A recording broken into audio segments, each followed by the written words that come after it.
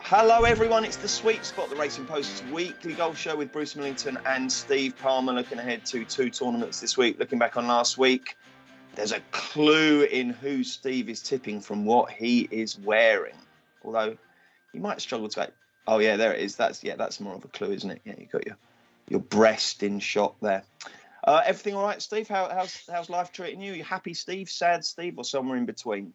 Happy, Steve. Yeah. I mean, it was a tough decision last week. You know, we thought long and hard whether it'd be a Rahm backer or not, didn't we? And decided to spread our seed across 4 each-way alternatives.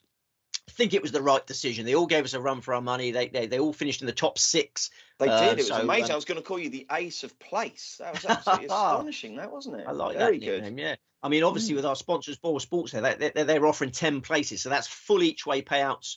On all 4 of them there. I mean, Tony Finau and Davis Riley were full place payouts with everyone, and the 2 guys that finished 6th. So, I mean, I think you I was only asking if you're okay, like, you know, you struggle if to lose. Happy and everything. Like, your life is completely dependent on how golfers perform, isn't it? Tragically so, yeah. So I think you'd struggle to lose money on the Mexico Open if you follow our tips. But then, obviously, Catalunya Championship didn't go well. Mikko Korhonen and Adrian Sadia threatened to get places, but we ended up with a total washout in the end. Okay, well, we'll go through those tournaments in slightly more detail. But I was literally genuinely asking if you're okay. Have you done anything nice lately, or? You know me. I save doing things nice for the holidays. You know, I'm such a focused golf tipster. You know, during the week it's just all about the golf, and then 5 weeks of the year I get to let my hair down. No, you need to intersperse work. You need to get work-life balance, and don't you? You need to be able to enjoy bits of your life when you are working as well. Well, this is it. Yeah, it's not easy in the current climate, is it? But no, you are right. How are you? If you don't mind me asking. Mate. Yeah, no, fine. I did a 10K race in London yesterday. Enjoyed that very much. That was good. Yeah. 10K, jeepers creepers. Yeah. Mo Farah was in it. He beat me by 19 minutes, but that's all right. It should be a handicap system, shouldn't there? You should start sort of 5 miles ahead of him. Do you reckon you beat him with a 5-mile start? Well, it was a 6-mile race, so I'd like to think so. Yeah, I would beat him. Yeah, I beat him comfortably. 3 miles, it might be close, but yeah, it was good. It was lovely. I enjoyed that no end. So that was good. No, I'm glad. Anyway, let's get back to the golf then. So let's look first at Jon Rahm. He was favourite around about 4-1, well-backed favourite for the Mexico Open. He was always in the van, wasn't he, Steve? I mean, it doesn't necessarily say he's back, does it? But I suppose he'll be delighted that he's recorded his first win for a long time. Should we read much into it? Well, he made very hard work of it, didn't he? He got progressively worse as the tournament wore on. 64, 66, 68, 69. Started off playing amazingly well. But his putting regressed over the weekend. Went back to that poor putting that has been blighting him all year. And he even made hard work of the par 5 closing hole. Taking a 1-shot lead, needing the par at the last. He hit a horrible drive there and really fell over the line. And I think that was the pressure of the lack of recent wins. We spoke about his lack of recent wins, and I think he found it tough to get that one done. But I think it'll settle him down now going forward. I know it's a low-grade win, but I think that's a weight off his shoulders. His long game's clearly an awesome nick. That'll be the most important factor in the next two majors. So, I think Rahm is I think it was very useful what happened last week for Rahm.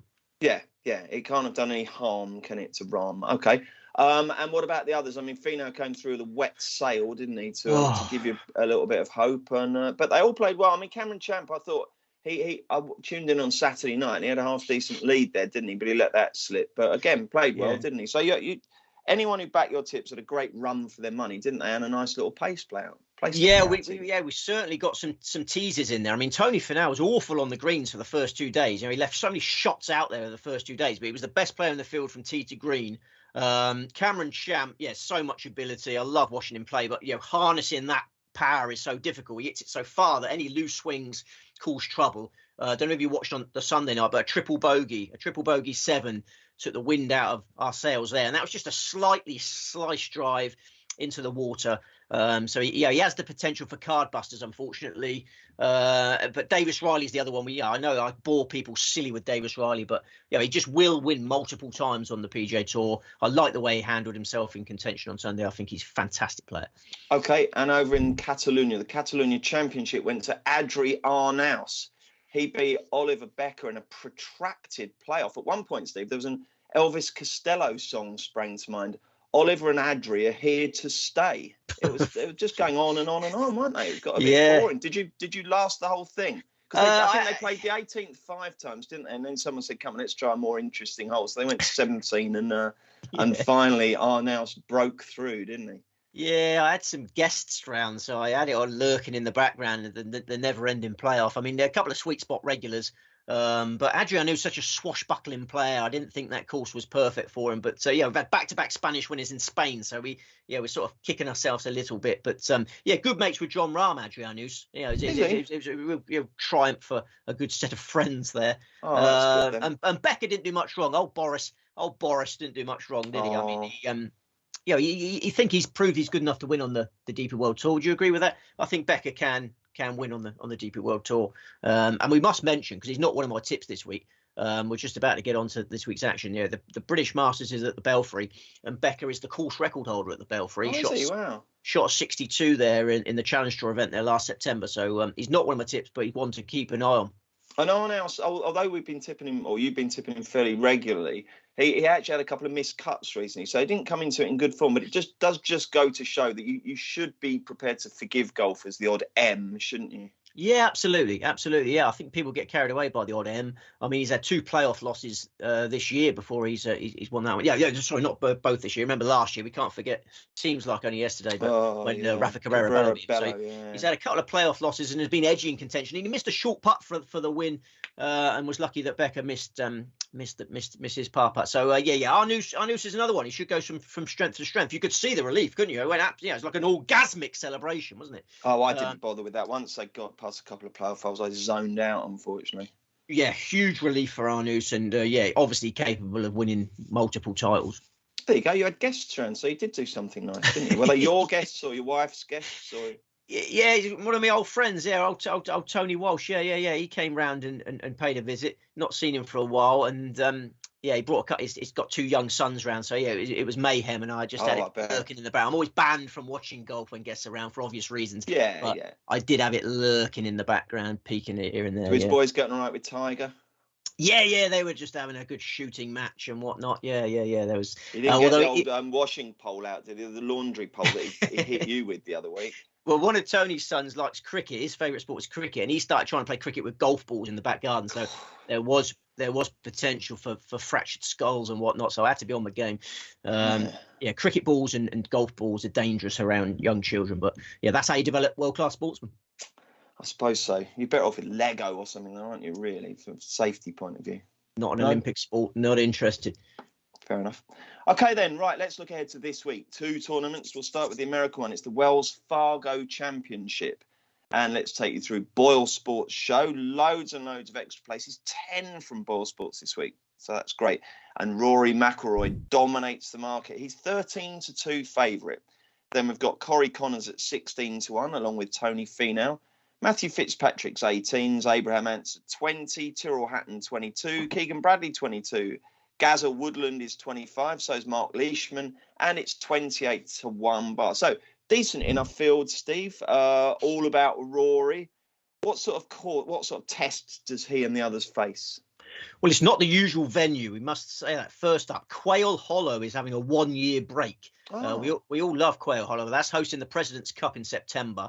So, Rory McIlroy, the aforementioned, will be absolutely fuming. He loves Quail Hollow. But this year's Wells Fargo is at TPC Potomac in Maryland, which staged the old Booz Allen Classic, one of your favourites. The Booz Allen Classic. Do you remember the Booz Allen? The Booz Allen, yeah. That was up to 2006. But there's more recent and more relevant course form coming from the 2017 and 2018 Quicken Loans National. 7,160 yard par 70, only 2 par 5s, lots of dense sets of trees, lots of little creeks, and there's a water threat throughout, and we're in for quite a breezy weekend. So yeah, fascinating puzzle. The 2 winners of the Quicken Loans National there were Kyle Stanley and Francesco Molinari. So that shows you the sort of players you should be looking for: accurate drivers, tidy sorts. Oh, okay. Right then, how many selections? 4! Excellent. Lead on with the main fancy. Keegan Bradley, 22-1 with Boyle Sports, getting 10 places, the best each way terms. 33-1 available elsewhere with inferior each way terms. A major champion in rock solid form, 5th in the Players' Championship in March, despite being on the wrong side of a draw bias and despite suffering a crazy 2-shot penalty in round 2. 8th in the Texas Open a month ago. Then what did he get that for? Did he tread on the dandelion or something? I don't want to get you started. It was so unfair. Please do. So unfair. He marked his ball. It was the really windy second round on the Saturday. Marked his ball. The wind blew his ball just after he marked it. So he assumed, as you would, that you just put it back where it was marked. That was incorrect, apparently. It's the most ridiculous rule ever. They're saying he should have then marked his ball where the wind blew it to and played it from there. 2-shot penalty. Oh, he was putting for eagle, and then it's just a classic example of the rules of golf being outrageous sometimes. And he recovered from that to finish 5th. Heroic effort. Last time out, he was we were on him when he was partnering Brendan Steele in the Zurich Classic, and they finished 4th. And he's one of few in this field with positive course experience. He's had one previous appearance at Potomac, and I think it's Potomac, by the way. Potomac. Yeah, I was hoping it's a river. I was hoping you'd come in with that. I like it when you correct me on my Puerto Rico. I only know that because, and it's not a very interesting, funny story, but I remember when I was a kid, there was a horrific air crash where a plane, I think its wings got a bit frosty or snowy, and it couldn't take off, and it crashed into the Potomac River. And they're really extraordinary, quite harrowing videos of people like heroes on the riverbank jumping in, breaking the ice and getting people out. It was absolutely incredible. If you ever Google Potomac air crash, you'll see it. It was one of the most incredible bits of news footage I've ever seen. Okay, right. Say it again. Potomac. Okay, Potomac. Right. Well, Keegan Bradley, he wasn't getting anyone out of the river. Back to Keegan. He had heroics of another kind. He closed with a 67, a heroic 67, and finished 5th in that. So Keegan Bradley's my number 1 selection at 33-1. I would love it. Come on, Keegan, I would love it if you could beat them. You could beat them this week. Brilliant. Okay, we've got Keegan Bradley as our headline. Who do you think is the main threat to him? I think the main threat is emphatically Corey Connors, who is 16-1 with Boyle Sports, getting 10 places, 20-1 available elsewhere with inferior each way terms. Accuracy from tee to green will win you this Wells Fargo. Tidy golfers should thrive. They don't come much tidier than Corey Connors. His wife, if you notice, his wife always looks so happy. Such a consistent, healthy checks coming through the door at the Connors household. Every time I see her, she's laughing and chirping. Where do you see her? Following him. Do her kids go to your kids' school or something? She's a very keen golf watcher. Oh, is she? Is she busy on Instagram? You do some googling afterwards. You see some images of her. She seems a lovely character. She's always buzzing. But if your hubby's bringing home a healthy check every week, you're going to be happy. He was 3rd in the WGC match play in March. He was 6th in the Masters. He was 12th in the Heritage last time out. He threw in a hole-in-one for good measure. Just so consistent. Surely a second PGA Tour title will come at some stage. Just needs a half-decent week of putting, and it's there for him. This tournament looks perfect. He was 41st. He finished 41st in his only previous Potomac spin, but he was 340th in the world rankings for that. He's world number 31 now. Did I get it wrong again? I say you did, yeah. I'm just looking at pictures of Mallory Connors. Yeah, right. She's great. She's a very happy soul, isn't she? She's a real character, and I can see why she's so happy. I mean, she's married to a cash cow. A bit like Nikolai Palmer. That's it. Excellent. Okay, that's good. Right, then who else do you fancy? The next one, Sweet Spot regular Brandon Wu, 50-1 with Boyle Sports, getting 10 places, 70-1 available elsewhere with inferior each way terms. Brandon Wu clearly settled on the PGA Tour now. We were waiting for it, and he's there. He's banked a couple of juicy checks. His future is assured. Our faith has been rewarded. He was 3rd in the Puerto Rico Open in March to give us some place money at a nice price. He played some decent golf alongside Patrick Rodgers for 21st place in the Zurich Classic. Then he tied for second in the Mexico Open on Sunday. You must have been impressed if you watched him on Sunday. I mean, final around 63. He was a superstar amateur. He won the best event on the Corn Ferry Tour in 2020. I think he'll win loads of PGA Tour titles. Maybe he gets off the mark on Sunday. I just slightly devalue those high finishes where they've come whizzing through at the death when there's no, they're not in the heat of battle. They're going out early. They're just doing their thing with no pressure, and they're like, "Wait, hey, I've just shot a 63, blew minnow coming second." It's slightly different to grinding it out, isn't it? I do hear you. These are working. These headphones are working. I do hear you, but I'm just going to ignore that. I just think he's got so much potential. I don't think we'll be backing him at these sort of prices for much longer. Okay, lovely. So we got the last hurrah now. You're going to tee up the last hurrah. You tee up the last hurrah, and then I'll... Yeah. Okay. Well, what do you want to do? Have a little swig of. That's a very strong coffee. That one, yeah. Strong coffee. Okay. Right then. So to summarise. We've got one more. Yeah, I know. Sorry. I know. The headline selection is Keegan Bradley. The main danger is Corey Connors. The third tip is Brandon Wu. And the fourth tip is Matthew Naysmith, who hopefully I can call Matty Naysmith one day because I want to be his friend. 50-1 with Boyle Sports, getting 10 places, the best each way terms. 75-1 available elsewhere with inferior each way terms. Perfect fit for this course. Accurate driver, neat and tidy. He was running away with the Valspar Championship at the end of March. He shot a second round 61, looked like an absolute world beater, played amazing golf, eventually finished a shot outside of the playoff. Sam Burns and Davis Riley edged him. 4 solid rounds for 12th place in the Heritage last month, and then 4th in the Zurich Classic Pairs event last time out. Taylor Moore was his partner, so not a great partner, but they opened with a 60 in the 4 balls. Naysmith's already won on the Corn Ferry Tour. I think this is a fantastic opportunity for a PGA Tour breakthrough. Excellent. And a word on Rory. Not for me. Tight, fiddly track. I just think he'd be heartbroken. He was perfect for Quail Hollow, and he'd be gagging to get back there next year. They're back next year. I mean, only 2 par 5s. It's just not ideal for Rory. I can leave him well alone. Okay, jolly good. Right then, let's move across to the British Masters at the Belfry. And the first thing to say is this is an absolutely atrocious field for an event of this stature. It is really, really poor, in my opinion. It's just, really disappointing. But having said that, it's wide open. It'll probably be jolly exciting. And if we tip the winner, we don't care. And more importantly, Steve is back with our good friend Warren Ashurst on Sunday to take you through it as it happens with another Sweet Spot Live. So do join Steve, Warren and guests from 2 p.m. on Sunday for the final round of the British Masters. Right then, first of all, before we look at who Steve fancies, we'll get Boyle Sports' latest prices. They are betting 8 places here, and Bobby McIntyre and Adrian Moronk are favourites at 20-1. Adrianus is 22. Sam Horsfield is 25. So is Lee Westwood. 25 Rasmus Hoggard. 25 Jordan Smith and Dean Burmester. 28-1 defending champ Richard Blandy Bland and Laurie Cantor. And bigger the rest. I've also noticed, by the way, Steve, that if you go onto Boyle Sports and you get the event up, you've got a thing called Pick Your Place, where you can choose your own place terms, and you go anything from 6, 8, 10, or 12 places. So you can actually get 12 places. Obviously, the win odds shorten, but that's good. Gives punters another option, doesn't it? It's lovely to have the options, isn't it? Yeah, I mean, we don't know we're born now, do we, as punters? No. So imagine that back in the day. Yeah, exactly. I mean, when I first started doing sports betting in the mid-90s, it was 4 all tournaments. 4, and then someone started going 4, so everyone else did. But I mean, the idea of offering 10 or 12 places would be absolutely unthinkable. Absolutely. No, we're living in great times. We certainly are, mate. Right then, so tell us all about the British Masters.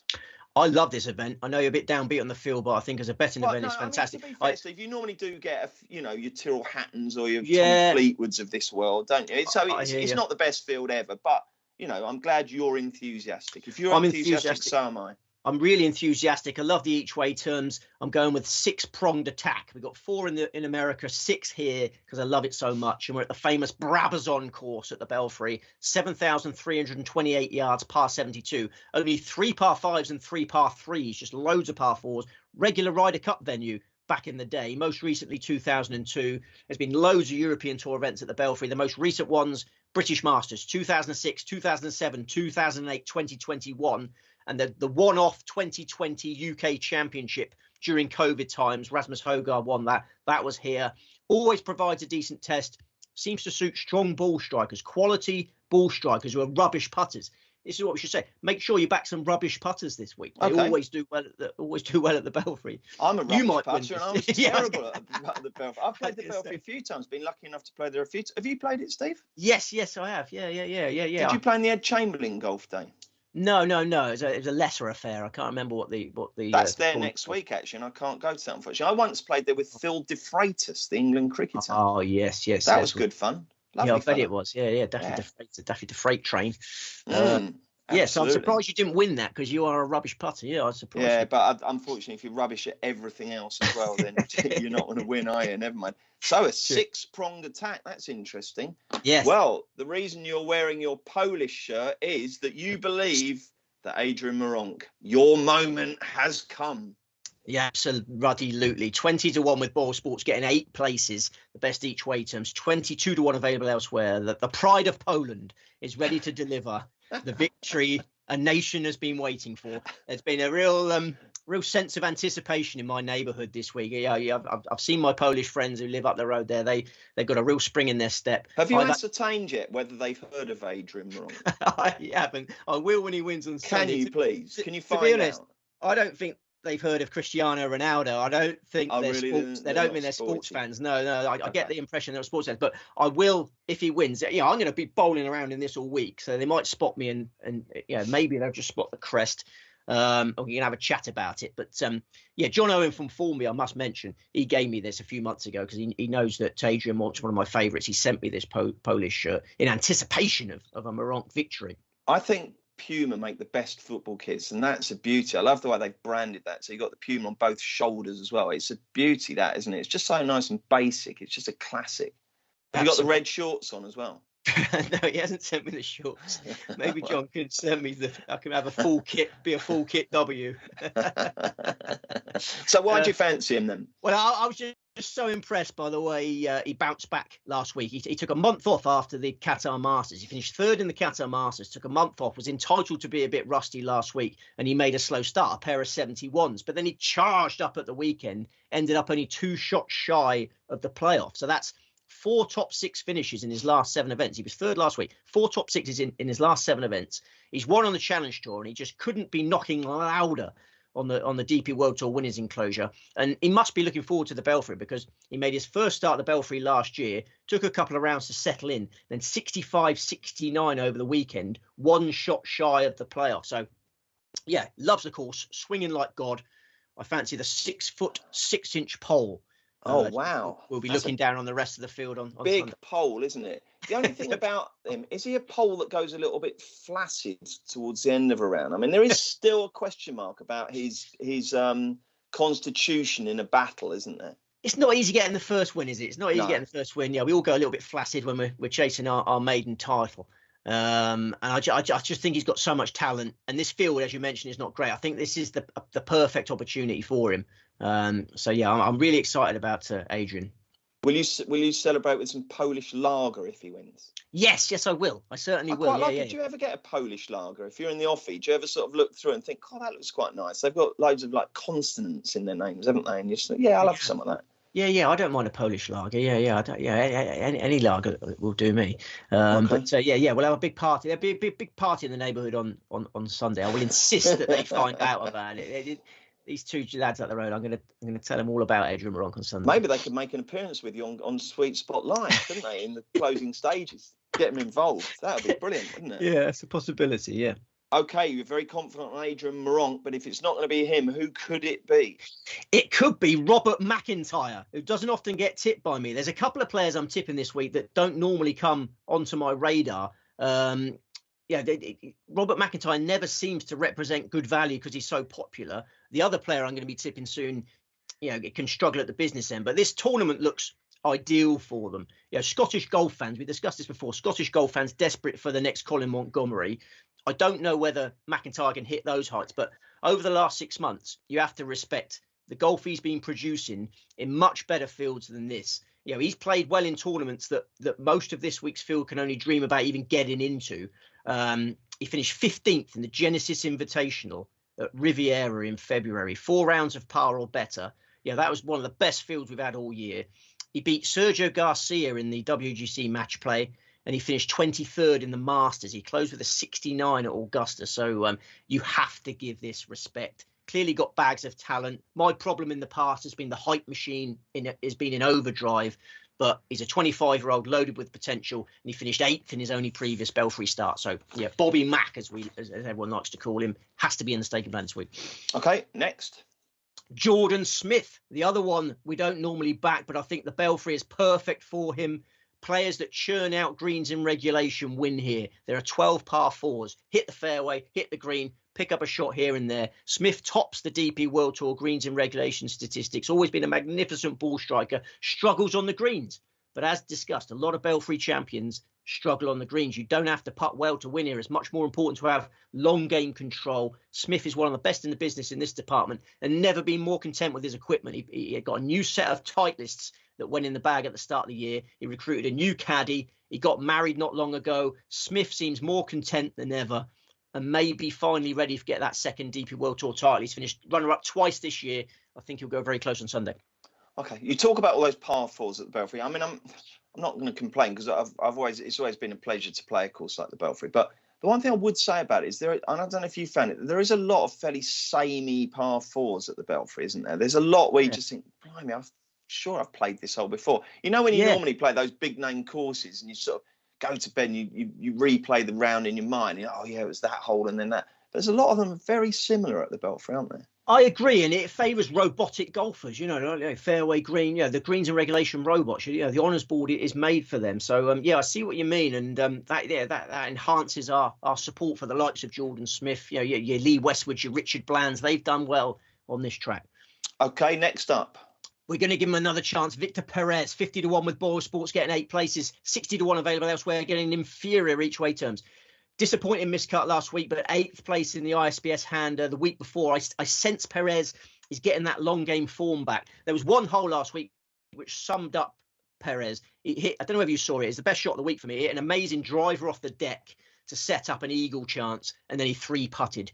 Putting is such a bugbear for Perez, but as discussed, the Belfry seems a place where it matters less. Perez plays well in Britain. He lives in Scotland. His one win came in the Dunhill Links at St Andrews. He was runner-up in the 2020 BMW PGA at Wentworth. So we're going to give him another go. Perez, another go, yeah. Righto. 2 to go, jockeys. Quaff of Lucozade. Okay. Is that orange or classic? That's orange. Yeah. Gets to you first. Fast. Yeah. Richard Mansell, 80-1 with Boyle Sports, getting 8 places. 140-1 available elsewhere with inferior each way terms. He's a local lad, lives up the road in Cannock. I know you know that area quite well. Your wife from a similar area? Oh, no. Not really, no. No, but sort of, yeah. Cannock, I think, is... I think that's Stan Collymore country. I remember we discussed that. Perhaps you on get it my wife and Stan Collymore confused a bit. That's it. He's a Cannock-based 27-year-old. Knows the Belfry like the back of his hand. A supreme ball striker. Yeah, real flusher. He topped the strokes gained off the tee statistics by a long way in the Catalunya Championship last week. He finished 26th in the tournament, but his driving was immense. He plays under pressure, does Mansell, because he has limited starts. If he can find a way to relax this week, show off that long game class in front of his family and friends, I think he can make an impact. In the Challenge Tour event that we mentioned at the Belfry in September, Mansell was fantastic over the final 3 rounds and finished 12th. Course is perfect for him. If he can stay loose, if Nigel can stay loose, his nickname's got to be Nigel, isn't it? Come on, Nigel, stay loose. Come on, Nigel. I think he can make an impact. It's all about how he reacts to the moment, really. Well, if he drives like Nigel Mansell, he could actually get from the Belfry to Cannock in 3 minutes. Because, I mean, I don't know if you've ever driven up the M6 toll road. It's a brilliant road. It's excellent. It's sort of, you have to pay a few quid, but you miss all the Birmingham run of the M6 if you're going up north. And literally the Belfry is at the very bottom, the southern bit of the M6 toll, and Cannock is at the top. There actually used to be a dog track at Cannock called Norton Keynes. How about that, eh? Oh, there you go. There you go. So that's why he's such a regular at the Belfry, and that course knowledge can be put to good effect. Yeah, it's a good point you make there. He's a fantastic driver, is Mansell. and Nigel should be, isn't it? It's all making sense. It's all making sense. Yeah, I mean, he could literally leave his home 15 minutes before his tea time and make it there comfortably. So yeah, that's got to help, hasn't it? Go steady, Nigel. Go steady. You don't want him crashing and ruining his big chance. I don't think the police monitor the toll road as much because they want people on there so that they can pay the toll. So they tend not to do you for speeding. Oh, really? It's like the Autobahn, is it? Exactly. Autobahn, right. Okay. How many have we had? 4, is it? Yeah, we got one to go, jockeys. Go on then. One to go, and yeah, you're going to struggle to write this one on your betting slips if you're a traditional bet and shot punter. It's Nikolai von Delling. Oh, wow. You're talking Nikolai von Delling. That's incredible. Yeah. Do you remember when we were talking about getting shirts for golfers, weren't we? Yeah, yes. You could have, that's the one. That's the most expensive shirt. Jan Vinegar of Hesslink of golf shirts, wasn't he? Yeah, Nikolai von Dellingshausen. I mean, that's just some name, isn't it? Right, go on then. Tell us all about Nikolai von Dellingshausen. He's a massive price. Well, tragically, the 300 to 1 just went before we came on air, but 275 to 1, currently the best price, with Boyle Sports getting the best each way places. So hopefully Boyles can keep that for as long as possible. I think 275 to 1 is a disrespectful price for Nikolai von Dellingshausen. Like Mansell, he was impressive off the tee in Girona last week. Von Dellingshausen closed with a 69 for 13th place in the Catalunya Championship. He was 21st in the Qatar Masters at the end of March. He's getting his act together. He was runner-up in the Tenerife Open last season, well suited to the Belfry. And I think it's important to note that on the Challenge Tour, his best performances came in England. He likes England, likes his trips to England. He was runner-up in the 2017 Bridgestone Challenge in Luton, and he was 4th in the same event in 2018. He's had one go at the Belfry, missed the cut by a shot. Perez 73, he's no disgrace. He's a 29-year-old German who's improving. Let's have a bash at Nikolai von Dellingshausen. You've said his name 4 times now and pronounced it a different way every time. Yes, wow. It's up to you how you go. You can go Dellingshausen, or you can turn the SH combo into a sh. And then you can't. You can't. Because Hausen is the German for house. So it'd be like Nick Dellinghouse or something. I don't know what Delling's house is, but I mean that's just incredible. What a lovely Hopefully name. You can explain it to Tim Barter on Sunday. Exactly. Yeah. Well, of course, it was the scene of the most emotional golf interview ever last year, wasn't it? When Barter was interviewing Blandy. But I'm sure Barter will be able to hold it a bit more together when he's trying to speak to Nikolai von Dellingshausen.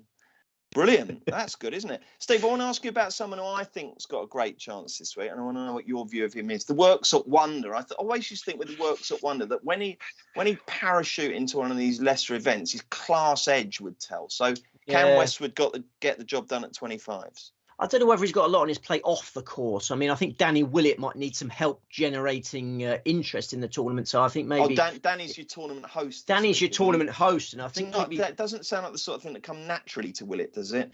Well, he's done it before. And he's but I think Lee Westwood's going to have to help him out with that because obviously he's a household name. That's just a massive guess, isn't it? Are you saying you've heard he is going to help him out, or are you just guessing? I think that I'm just guessing. I think Daniel asked Lee to help him out, but Lee's got we're on first name. So I think Lee's got a lot on his plate anyway. I think the media men will be swarming around him. I won't be there, but I think they'll be swarming around him for Saudi Arabia quotes. Because Lee Westwood's made some very positive noises about playing and all that. The schedule's been released now. The first one's in London. I think Lee Westwood wants to play in this. In London? Well, I mean, where? Hyde Park? I can't quite remember where. Oh, it's a Centurion, isn't it? Yeah, Centurion. That's it. Albans, yeah, Centurion. Yeah. But I mean, Westwood. I don't know for sure. I don't want to get any lawyers coming at me, but I think the noises coming out of the Westwood camp suggest he might be interested in playing in that. So I think the media men will be dealing with Westwood on that, grilling him on that. And he's not been in great form. And old father time. I mean, you talk about Blandy. Blandy's 49 now. Westwood's catching up with Blandy. I think old father time catches up with everyone. How old is Lee Westwood? He's mid-40s, isn't he? He's 48. Is he 48? How old is Lee Westwood? Is he one behind Blandy? Are you doing Alexa there? Westwood is 49 years old. Oh, he's 49. He's ahead of Blandy, is he? Yeah. So he's level with Blandy. They're both 49. Well, there you go. If Blandy can win it last year, Westwood can win it this year. Strike a blow for the old guard. Obviously, Westwood's not finished, and if he played us, he'd beat us by 100 shots. But I just think, you've got young bucks. There's The price is rubbish, I think. I'm torn now because I really fancy him, but you've really done your best to put me off. But I'm going to have something on, aren't I? Because if he wins and you're not on, it'll fracture our relationship, and I don't want that. I prefer younger bucks. I mean, as you advance in years, you realise, you deteriorate yourself, and you realise how hard it must be for your 49-year-old golfer to repel a Hogard brother. Speak for yourself after doing the 10K personal best at the age of 55 yesterday. So, but a Hogard brother would have left you for dead. He probably would. That's true, mate. Okay, right then. Shall we reiterate? I think we should. Right, then we've got the Wells Fargo Championship. 4 tips there, and they are Keegan Bradley, Corey Connors, Brandon Wu, and Matty Naysmith. And the 6 in the British Masters. Adrian Moronk, Robert McIntyre, Jordan Smith, Victor Perez, Richard Nigel Mansell, and Nikolai von Delling. Look, we need to do that properly because people might not be able to find that with your ludicrous pronunciation. Okay. Nikolai von Dellingshausen. All right. There we go. Good. Well done, mate. Good luck with those. What's happening between now and then? Obviously, like I said, I'm gutted I can't join you for Sweet Spot Live this week, but I've got family commitments. So I'll leave you in the very capable hands of Warren Ashurst. You'll have loads of fun with Warren. He's a lovely fella. Hopefully will Diane Knox-Ballas be on again? I've no idea what's happening. Can I call him Wazza? I've never spoken a word to him. I'm going to go straight in with a Wazza and see how he reacts. Yeah, he calls himself. I think his Twitter handle is Wazza. Oh, is it? Oh, fantastic. Right, yeah. I'm going to call him Wazza. Let me tell you about Wazza. He's a lovely fella. His dad was a professional footballer. His dad was called Billy Ashurst, and he played for Leeds and Sunderland. Oh, okay. So about that? I would talk about football then. Yeah. Was he Billy Ashurst or Les Ashurst? I can't remember. But anyway. Hit Les! No, I just want to have all my boys in contention. I've got a strong staking plan there, and then Sweet Spot Live, me and Wazza can cheer them home. Yeah, no, that'll be brilliant. Anything else exciting on the horizon for you? I live a very rigid, disciplined life. I work hard and I teach hard. My children are gifted. I've got the best young golfer in the world in my midst, and I've also got a very talented tennis player. Grace has taken up tennis now. She's going to be the new Steffi Graf, as I keep annoying her with. Grace the Ace. Grace the Ace is it's her nickname. Grace the Ace Palmer. Grace the Ace. You're the Ace of Place, aren't you? I'm the Ace of Place. You should watch King Richard. But I watched that the other day on the plane to Dubai. The thingy Will Smith film where he plays. He plays Richard Williams. It's really good. I shall watch that. Yeah, it's all been a bit soured, isn't it, after the incident at the Oscars there. Yeah. But no, I mean that's a brilliant film. I enjoyed that no end, and that could give you some good clues as to how to nurture Grace on her path to tennis stardom. Yeah, good point. Well made. Yeah, I'll get on to that. Jolly good. All right, then, mate. Thank you very much indeed. What have we got next week? I think we've got the Byron Nelson, haven't we? One of the great events in America. What are you doing? Fondling yourself? So I thought we were wrapping up. I was just stretching ready for the next portion of my day. Okay, right. So we're just telling people. You're not like this position. Well, it's just weird with the way your hands run. Am I intimidating you with my big shit? Yes, you're so scary. Right, so we've got the Byron Nelson, and then the European Tour moves to Belgium, doesn't it? I think next week. I take each week as it comes. I must admit, I haven't had a look next week. Okay, are you back for next week's show? Wouldn't miss it for the world. Nor would I. And hopefully, nor will you. Bet responsibly, have fun. Hopefully you get a few winners, and hopefully you can join us, or not me, but Warren and Steve on Sunday for Sweet Spot Live. And I'm back with Steve next Tuesday for another Sweet Spot.